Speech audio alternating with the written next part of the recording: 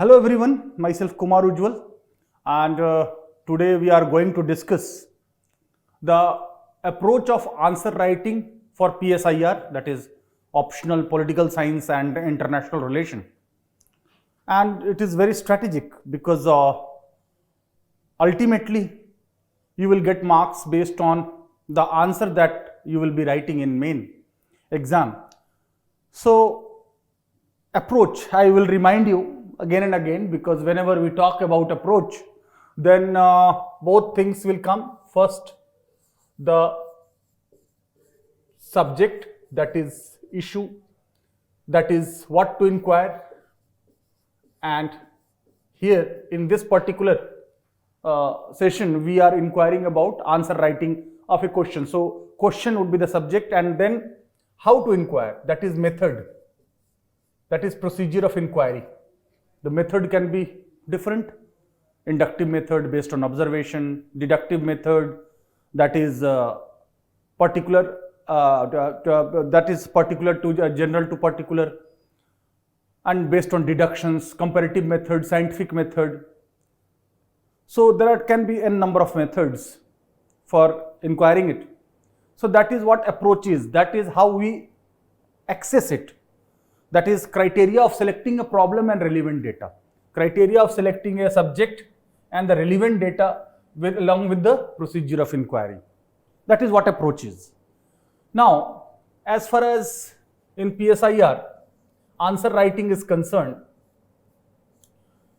for any sound answer writing, what are the components, what are the variables, what are the ingredients which are required for a answer which become impeccable and makes it difficult for examiner to deduct marks.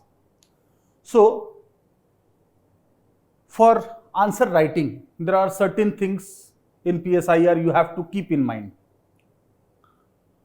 First, I will tell you that first thing which is required for answer writing, which is required in any other optional as well or any other subject as well, is the facts, information, knowledge and understanding. Information, knowledge and understanding. This is the first thing that is required for answer writing. Second, concepts. Concepts are not facts. You develop an idea, concepts and thinking. When you think, then you correlate it with others. You find similarities and dissimilarities with others. And when you compare it with any issue with other subject, then you locate its time and space. And you see that whether it's broad concept or narrow concept. So this is the second thing which is prerequisite for answer writing. Third, going beyond concepts and thinking is skill to write answers. Skill. Now, skill of answer writing, that part we are discussing about. Answering. So, what is the skill you need to develop for answering? And you should not know only the theory part, but also practical part that will be developed through evolutionary process once you start writing and are getting corrected, and then you take corrective measures on that, your gray areas, and this is how the things move. So skill of answering. Answer writing is quite a strategic part, and for answer writing you must see first what is the demand of the question. Demand of the question is from a tag word, what it is asking, whether it's saying discuss, whether it's saying explain, elucidate, examine, evaluate, comment, illustrate. So these words have different meanings, and that also differ the demand of the question. So first we will see the demand. In demand or tag word of the question, you must have understanding that what is discuss. In discuss, you go into detail and depth also. So you have more word limit in questions of discussion. And any discussion cannot be one way. Views and counter views would be there in any kind of discussion, and you have to stay on certain topics and you have to go into deep into it. So this is how discussion take place. And then explain. In explain, you have to use simplest possible language, and you have to give the same thing you have to explain in other words. So various time it comes in other words, as if you are explaining a mature or kid. So you are starting from the very root word of it and explaining it, and further giving it suitable examples to explain in a simplest possible language. Then if it question is evaluate, you have to give both pros and cons. Critically evaluate, then you have to be more critical, you have to be more, the given statement should not be accepted as an absolute fact or absolute truth. And many times students start writing whatever question has said and in support of that statement. That statement may not be absolute truth. So that both plus and minus, both pros and cons, positives and negatives. Question on comment is quite strategic. You will find in PSIR, first and fifth question of both paper 1 and paper 2 are compulsory, and that mostly consists of comment. So in comment, there are three parts: introduction, body and conclusion. But you are being asked to comment. The given statement in comment, first you have to explain, elaborate on that. But after changing paragraph, you have to highlight the limitations of the given statement as well. So whenever you change the paragraph and write the other side of the coin, you write however. And moreover, in comment, you are being asked to comment. So you have tried to link its relevance with the present. This is why this is strategic. Because comment, in the question of comment, you have to give your opinion along with the connection with the relevance part. So this also needs very balanced conclusion. Illustrate. If question says illustrate, no illustration is possible without giving examples. Examples are integral part of illustration, any illustration. Then if question says examine, although you are being examined in the UPSC's exam, but you are also being asked to examine, to test the veracity of the given statement, to test the righteousness of the statement given. When you examine a thing, you must be needing facts, datas, informations, and then you examine and see whether a statement given is correct or wrong, or partly correct or partly wrong. So in this also, this is also very important. Analyze. You break every issue. Means analyze means breaking it. Breaking it, and you have to be very deep here. And analysis are mostly given by experts. Explain in which you presume that the other is not knowing anything. But in analysis, you have to presume that others are knowing. And so you have to be breaking those given issues part-wise, compartment-wise, and then discussing one by breaking it. So these are the different words, and they have different demands. Throw light upon, you have to only throwing light upon, not go into deep. So these are the demands of the question you will be understanding from this tag word, from this. But this is the elementary thing. This is also applicable in GS paper or any question. I remind you always again and again that answer is not essay.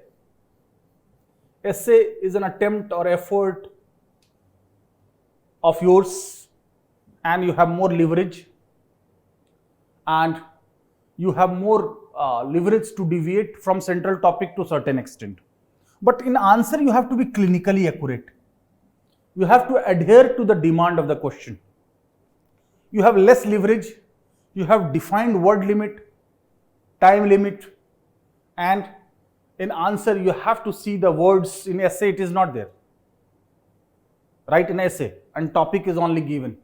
But in question these words are to be given. So there you have to be very careful. So answer and essay to be distinguished. Moreover, for a good answer, what are the other variables which are required? For good answer, you must, what I suggest that in most of the cases, not possible in all cases, most of the cases in the very first line, in the introductory line, you must have time-space reference. This reference, time-space reference, helps not only in contextualization, but to give examiner a sound, loud and clear message that you have the knowledge and understanding that question is pertaining to which area, which place, at what point of time, whether it's ancient concept, medieval concept, modern concept, contemporary concept, postmodern concept. So that fixing the things in the very first line, not in all, these are general rules. It depends upon the question as well. Otherwise, but just by knowing the rules of answer writing, without practice you will be able to write a good answer. That is not the case. But my advice is that in such cases you have to refer time and space. And question, if says explain, then what is to be focused upon? What part? Although Abraham Lincoln is formula is there, what, where, who, when, why, where. So time and space, there is where is there. So what part is very simple part, acquaintance part, explanation part, what it is you are divulging. But UPSC is more concerned with not only what but why part, explanation, reasoning, rationality, why, cause and effect analysis. That is very important. That is linked not with the phenomenon, but that is linked with the process. Process is interaction among different elements of a system. Like in political science, you study political process. Means how political system interact with other system like social system, cultural system, economic system. So why portion is there, who, when, that is covered there. How, this is also explanation part, you have to explain this. How? So these are universal formulas, but the demand of the question is not same. Like explain the concept of power. So in that, what is more focused? And different forms are being more important rather than why there is power. There is no logic for why there is power, but you can highlight the different forms of power. Similarly, in PSIR, I am writing again, in PSIR questions, even if state is not directly mentioned in your question, but the direct or indirect role of state has to be mentioned. Even if it is not explicitly mentioned, it is implied in every question. So you have to talk about state's role in every political question. So these fundamentals you must have in mind, that certain things are explicit while certain things are not explicit. Like question on power, authority and legitimacy, for example. So state is not directly mentioned there, but you have to refer state. In that question, credibility is not also directly mentioned. So you should not know the explicit part of the question given, you must know the implied part. If you know the implied part, the spirit part, this is body part, this is spirit part, then it also helps in your elaboration and correlation with other concepts. So in political science, in other optional there may be other things, but as far as political science and international relations is concerned, the role of a state, direct or indirect, has to be referred in every question.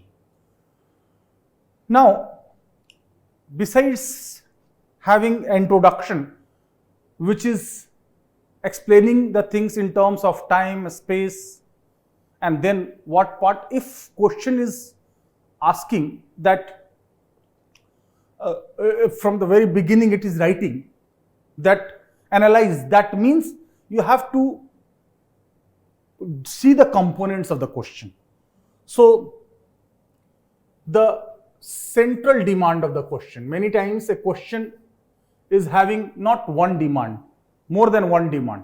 So you must, your word limit or your time, more allocation of time and word for the central demand and primary demand and secondary demand, less time, less word has to be allocated. So proportion of allocation of your words are also according to the demand of the question. That what is the central demand of the question, what is the essence of the question, and what are the fringe of the question. So for the core, more allocation of words, and for the fringe elements, less allocation of. So this is called proportion. A proportion of balanced proportion has to be maintained. Then besides proportion, your language also matters a lot. Language, when I talk about, it is a medium of communication, but it should not be ornamental or flowery language of Shakespeare. It should be very plain and simple language in both optional and general studies. So here in pol science also, you have to use very simple language, not to make it complex. So language and its flow also matters, that whether you have flow in writing or not. Flow does not means over speed. Many times flow and over speed are interchangeably used, but it is not correct, because your speed also depends upon your thinking power, your practice earlier. If you're in your practice or in your test series or in your regular classes or the classes, the questions given in your regular classes, if you are continuously writing, naturally in exam hall also that would be maintained. But if you have novel kind of reading and less focusing on writing and always focusing on reading, and your answer writing practice is not there, then the speed would be also compromised on the D-Day. So you can't expect a miracle all in sudden increase in speed in exam hall without practice. So flow, and that does not mean over speed. One of the casualty in answer writing can be, because I should not tell you what, I should tell you what not. So in what not you have to do, do's and don'ts. So what you have not to do, that don't write those things which has not been asked. If you write those things which has not been asked, you will be penalized for writing those things. That will demonstrate your shallow understanding of the topic. And it's not that your demonstration of your knowledge or what you know you have to vomit. It's not. You have to write answer. So never forget to write those things which has been asked, and never forget not to write those things which has not been asked. So this is also very important, flow. And my recommendation for answer writing is, many times students while writing in flow or for speed, which is required in exam, because questions are many and you have to maintain the speed, and they deviate from the topic, and unconsciously they go into those domains which has not been asked.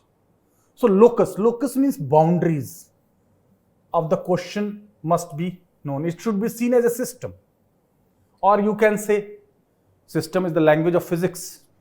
You can say structure, and then framework, what you have to write. Initially, you can take a rough paper to frame what are the demands. You can underline that central demand, secondary demand you underline with a lesser vigor. Then underline the tag word, discuss, explain, analyze. Then framework of the answer you prepare, that what you have to write, how you will write in introduction, what you write in conclusion, what you write in body.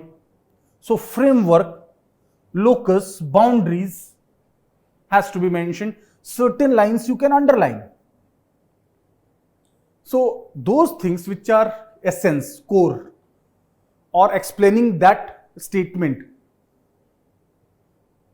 must be underlined. Many students ask, should we write in point-wise format or should we write in paragraph format? So there is no watertight or there is no Fleming's left-hand rule that if you write paragraph-wise, you will be getting more marks, or you will be getting writing point-wise, you will be getting less marks. No, not at all. In essay, you can't write point-wise, but in answer, you can write point-wise. You can underline. There is no harm. But with the same ink, don't change the pen, ink or for underlining. So the locus is important, focus is important, framework is important. Initially, you can in rough make a framework, make a structure, that this should be the structure in the answer. Then once you make a structure, then you realize that what are the things that you are able to recall and what are the things you are not able to recall. Let me clarify. You cannot have perfect information or whole information or all the things you know about that question. Nobody can have. Nobody in the world, what to talk of students, nobody in the world can have the absolute knowledge. There can be n number of dimensions, there can be n number of facts. But in main, what is the beauty is that it's not only facts and information and that data which is required.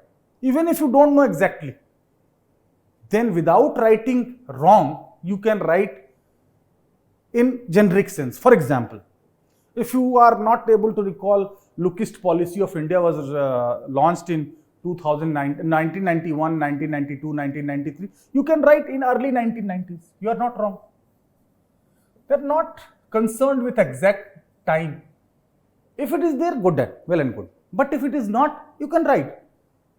If you don't recall exactly that when actually English Civil War started and when Charles I was beheaded, you can write in 1640s there was civil war in England.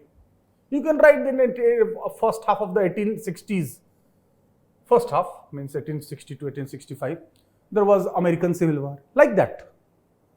So when you locate time and space, it's not that exact year is needed. So that is helping in contextualization. So one cannot have absolute knowledge, but that should not be the basis for disheartening.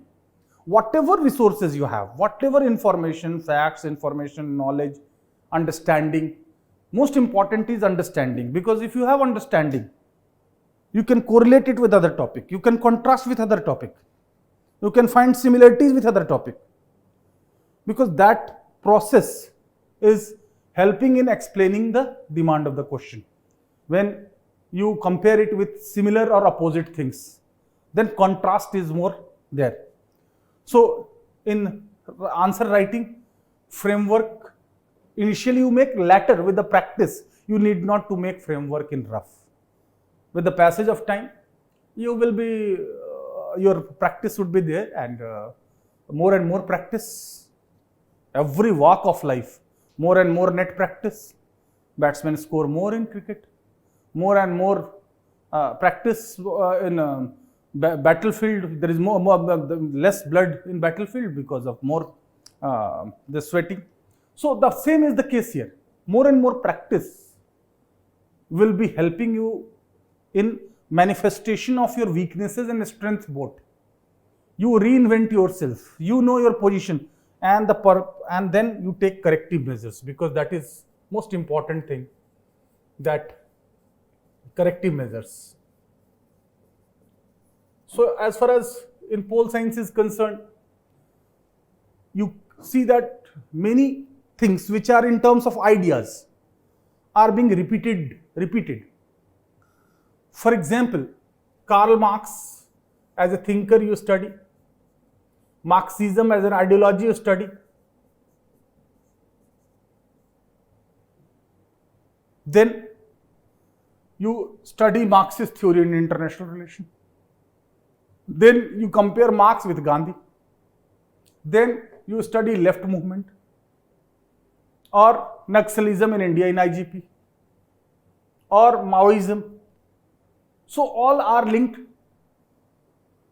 So by this you can, if you develop an idea and certain features, core features if you are knowing, then many times you may not have exact information regarding a particular thing, but you will be in position to write.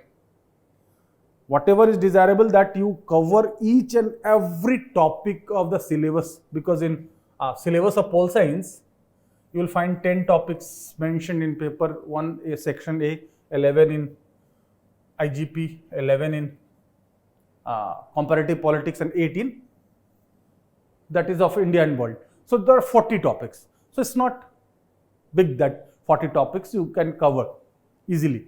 Some students say that syllabus is bit long, but it is not so, because the same thing is repeated. Like Gandhism, Gandhi as a thinker, Gandhi's contribution in national movement, Gandhian principles in our constitution. It's repetition of the same thing is there. So we are discussing answer writing, so we have to adhere to that. I was just referring it for sake of understanding. So for answer writing, first you must have confidence that I have covered all 40 topics. So a question which has been asked is from those 40 topics. This will boost your confidence. If you don't have such approach, you will be always bewildered. You will be always thinking that UPSC may ask a thing which I may not be knowing, which I might not have studied. If you find such awkward situation, try to locate that this question belongs to which defined syllabus, which portion, which topic, which paper is there, but which topic question is demanding. Even if this is to pick the question. Sometimes the language may be dicey, and sometimes UPSC is deliberately using twisted language to go somewhere else. But you have to find the essence. For example, after 1871 German unification, Europe got the master in place of mistress. Europe को मालिक मिल गया मालकिन की जगह. So मालिक मालकिन, because for German country is their fatherland, but for France and others, and including India, country is our motherland. So you have to find the essence. Like Napoleon being son of revolution killed revolution. So revolution was not a biological mother that killed, that Napoleon killed. So again, the spirit of revolution was reversed. Like the ulcer of Spanish Civil War caused the cancer of Second World War. So it's not ulcer and cancer. They are symbolic language. You have to find the essence that cancer starts with the ulcer. So a smaller thing, how it cascaded and how it had cascading effect and becoming big. So such understanding will help you in dealing with such twisted question. Like I discussed in earlier class also, Marx on freedom. So many students may be getting confused that we have studied Marx only in 7 headings, that Marx on dialectic materialism, Marx on historical dialectic materialism, Marx on class war, Marx on critique of capitalism, Marx on theory of surplus value, Marx on revolution and socialist state, and Marx on classless stateless society. But you have to find the essence, that in criticism of capitalism, alienation. So once you pick that, picking the question, and for picking a question, sometimes, and most of the time, you are easily able to locate, you are easily able to understand. So in that case, that technique is not required. But if some question appears surprising, And if you are not able to understand in the first go, then you should read it again and then recall your syllabus. That, and recalling syllabus is easier because you are appearing in paper 1, paper 2 separately. So you have to recall which section, which topic it is related with. So if you pick that, then half work done. And I always recommend that whenever you write answers, periodically see the question so that you don't get derailed, so that you don't exceed, so that you don't go beyond the demands of the question. So you are able to locate, you are able to pick, then it will be quite easy to write answer. Let me tell you that in pole science, there is a myth that is very dynamic. It is not so. First of all, let me tell you that section A of both paper A and paper 2 are purely 100% static. In section A, whether it's Western political thinkers, whether it's ideology, whether there are theories, they are not going to change. They are 100% static. Here, comparative politics developments after Second World War, 100% static. The dynamic part is in India, application for India, Indian government and politics. But here also, 90% things are same. 90% I tell you. If here you study Indian national movement and their perspective, will the Indian national movement will change? Will you need to update Indian national movement? Or that has happened in past? Constitution. So constitution, there can be amendment, but most of the things are remaining the same. So in constitution, first principles, then institutions, they are more than 95% are same. You have to update only the things which have in recent past were in news or amendments or some changes, and that not to run behind current. Whatever information that you have in GS, from that at information level it is same. No extra information is required. In optional, you have to link it with more theories.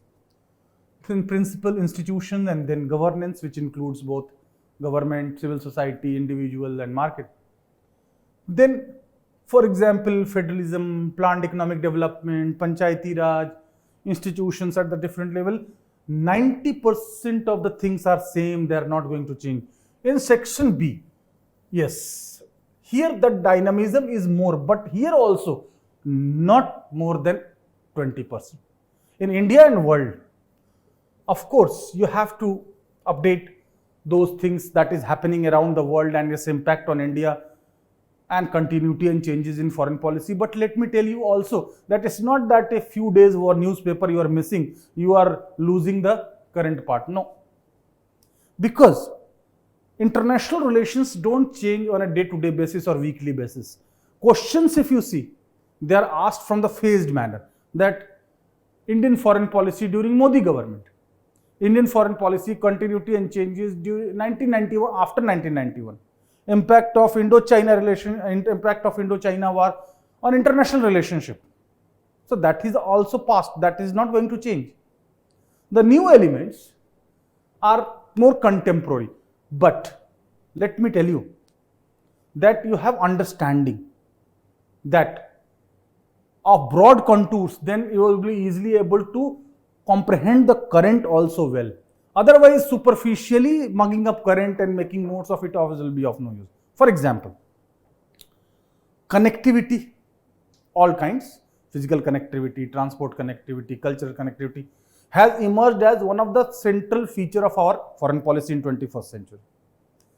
So now, that you can connect with OBOR, that you can connect with Sagar project, OBOR of China, Sagar of India, security and growth of all in the region. That you connect with BBIN, that you connect with the transport linkage, that you connect with the Ashgabat agreement, North-South corridor, whatsoever. At essence level, at concept level, it is connectivity. So all other things that you are studying in newspaper will be get connected only when you know this basic. Similarly, net security provider. So this concept is applicable for all island or weaker countries. Moreover, first mover in case of disaster. Then approaching Nepal in earthquake, approaching Pak occupied Kashmir in earthquake, approaching Sri Lanka in flood. They are just the result of that broad policy. So at policy level, if you are clear, at the broad level you are clear, then only the day-to-day information of the newspaper also or magazines also would be fruitful and you can utilize. And many times you have to advocate certain issue in question, give arguments in favor of such question. You have to work as an advocate. So for example, relevance of NAM. Do you think that NAM is still relevant? So such question. It's not that I personally believe that NAM is irrelevant. One will say, no, I personally believe that NAM is more relevant. Do you think, although question is saying that, but in that case, you have to give both perspective, Western perspective and third world perspective, Indian perspective. So, and last, you can give a conclusion. But this does not mean that if question says, do you think that you get an a judgmental power or a power to judge and give judgment in favor of one by neglecting the other dimension. So all the time keep these things in mind, and the framework must be in your mind. That whole political science revolve around certain key words like state, like government, like laws, like power, authority, legitimacy, liberty, equality, justice, morality, approach, deductive, inductive, comparative, scientific, means and ends, idealism, realism. These things will come every now and then. So certain things are in pole science are just acting as a master key. So in Q&A format, also in the test series, also in regular classes, you have to go for 3 layers of preparation in my opinion.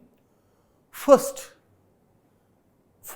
level, that you have knowledge, information, understanding, thinking, concepts. Second, solving questions which has been asked by UPSC in past 15 years or 10 years. Questions of UPSC. But we strongly believe that you should go for the third level also. You must have habit to attempt twisted question, which is not found in any question bank, which has not been asked by UPSC. Contents would be the same, syllabus would be the same, but the way of asking the question would be different, which is not being found in any question bank. So once you develop a habit to attempt twisted question, once your fear factor is done away with, you are becoming bold enough to write, you are confident that you are having so much habit of writing such question that questions would not be surprising you. It's true that there can be various situations. In some question, your comfort level will be higher, in some it will be lower. So this is a universally known fact that first attempt those questions that you are having very much comfortable. Once you do that, low hanging fruit, when you eat, you get more energy to jump to get to the higher ending or higher height fruits. That is the universal rule. I hope you might be knowing that, but I was just reminding you that don't take up the complex question or those questions in which you have less information or sometimes surprisingly no information at all. That going into it will be futile wastage of time and energy. And moreover, sometimes in one go you don't understand the question, but with the passage of time you recall, oh, I thought I forgot that at that point of time I studied and I am knowing this. So such things need time to recall. So don't waste time into going into that even if you have studied read the question, then you will be able to write. So there are certain things which you have to keep in writing answers, and in answer writing in PSIR, you have to link whatever you are referring, whether you are referring current, whether you are referring concept, then these things try to link it with the theories. This is how your answer is distinguished from the GS one, because many times the same question is asked in GS and same in pol science in almost roughly the same way, that Indo-Israel relationship is becoming strategic, Israel is natural ally of India. So such questions are very simple, but you try to find try to mention the realism, pragmatism in our foreign policy. So such thing will add the value in your answer, and it will also give the examiner the message loud and clear that whatever you are studying is not superficial, it is linked with the theories, it is based on understanding.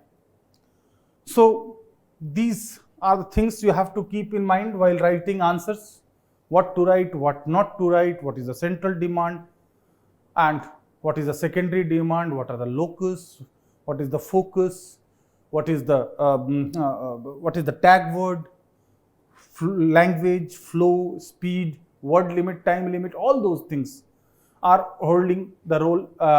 So answer writing is strategic.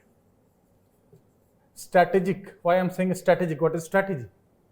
The strategy is a action on a chosen course of path to achieve objective.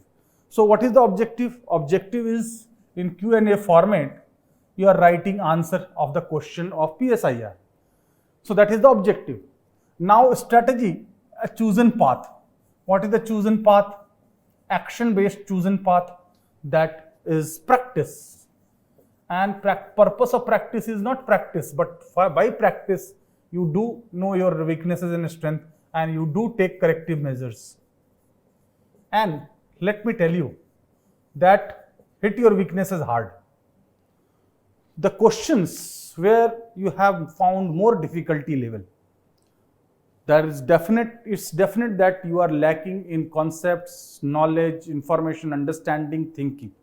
So allocate more time for a surgery. Surgery means going more deep into it, that questions which are surprising you. And by this approach, your confidence will grow exponentially. Moreover, in section A, as I said, both sections A or section B, section A and section A of paper 1 and paper 2 both are 100% static. So in that question, in those areas, you are knowing it well that you have covered, and the UPSC cannot ask question which I may not be knowing. Such things in a very minute portion, here 10%, here 20%, it may come. But even in such situation, it may be possible, it cannot be ruled out that certain things came in exam, newspaper, or certain developments happened, or certain conference happened, and you might not go through that. In that case, even if you have a broad knowledge, you will be able to minimize the casualty. So, and time management is also very important in exam hall. Let me tell you that ideally you must write in such a flow that you cover the paper in time bound manner. But such ideal things may not be happening in actual exam. So this is the problem part. What is the solution part? If such things happen, what to do and what not to do? One thing is that you maintain your flow and paragraph, and you are not able to write last or penultimate question. That is the blunder. If you are by one reason or the other, or because of poor time management, although that is not desirable, I am just saying a contingency plan B. In such case, rather than writing this question in whole paragraph, just write point wise, just penultimate question point wise, so that you give the message loud and clear that you are knowing the things. These are the points. But because of paucity of time, you will not be able to write in paragraph format. So this is how you will be able to get more and more marks. Because even if examiner will appreciate that because of paucity of time you could not write, but you were knowing. That is not an ideal, but that is a kind of plan B, you can say.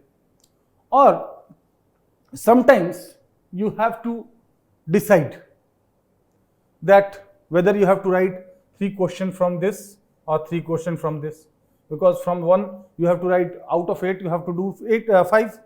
First and fifth are compulsory, you know that. So whether you have to go for 3:2 or 2:2 or 3:2, like that. First and fifth will be compulsory.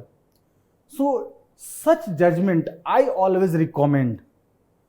It should not be preconceived. It should be on spot judgment.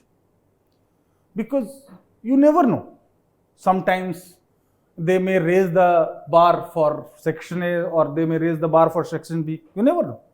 And what is more important is your condition. At what position you are, what is the position you are holding. That will determine what you will do. So don't have preconceived notions. Same is the case here. Whether comparative politics, 3 questions you have to attempt, and India and world you have to go for 2 questions, or here 3 and here 2.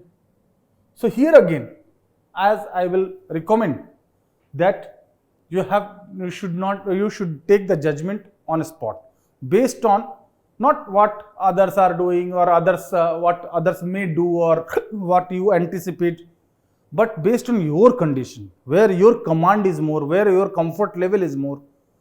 Write that first. And whenever this is how we have discussed this session, in which what should be the answer writing, and our series, or one of the series is already going on. In that we are actually picking up a question, then discussing the question, and then writing an ideal answer. Because unless you know that what is the ideal answer, what should be the ideal answer of this question, if I have committed wrong, or you have written something extra, or you have not written something, then what should be the ideal answer? That will be frame of reference. That will be helping you in streamlining your answers and taking corrective measures. So I hope I have covered all the dimensions of answer writing for PSIR in mains 2021, because in 2021 for that exam you have time limit is less. In foundation course, I recommend you must write 1 answer daily. But here, even if you write 2 questions daily of PSIR, then in 1 month, that is 30 days, 60. Then in 2 months, that is 60 days, 120 question. And 3 months, 180 question. And nothing can go beyond 180 question, even if you do 100 question of PSIR. Because option like PSIR don't need 500 or 400 or 300 questions. Because things are being repeated. And even if you do that in this limited time frame, then that will be quite enough. So in this way, you will be able to write, and I hope I have covered all the dimensions. So thank you, all the best.